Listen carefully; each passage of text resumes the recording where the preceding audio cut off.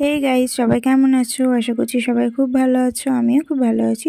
তো চলো, আজকে তোমাদের জন্য একটা নতুন ভিডিও নিয়ে চলে আসলাম। দেখো, আমি তো তোমাদেরকে এর আগের ভিডিওতে বলেছিলাম যে আমি রিটেইলে ট্রেনিং করছি। আর এই দেখো, সবাই এখানে আমাদের আছে, যারা যারা ট্রেনিং আমাদের সাথে করছে।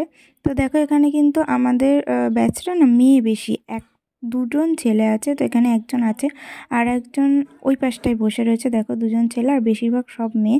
যদিও সেই টাইমটায়, মানে আমি যে টাইমটা ভিডিও করেছিলাম তখন সবাই ছিল না। তো চলো, তোমাদেরকে আমি একটা কথা বলবো যে এখানে যদি তোমরা ট্রেনিং করতে আসতে চাও, তোমরা কিন্তু আসতে পারো। আর এখানের খুব একটা ভালো জিনিস, সেটা হলো তোমরা ট্রেনিং করলে একটা ভালো মানুষ হবে, এটুকু আমি বলতে পারবো। অনেক মাইন্ড চেঞ্জ হবে, প্রচুর কিছু শেখা যায়। সত্যি আমার খুব ভালো লেগেছে এখানে এসে।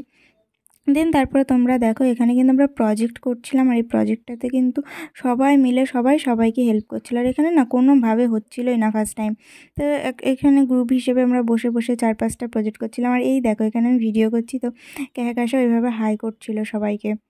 দেখো, এরা কিন্তু 2 বোন, আর আমরাও এখানে 2 বোন যেতাম। তো যাই হোক, খুব মজা হয় কিন্তু এইগুলোতে সবাই একসাথে থাকলে।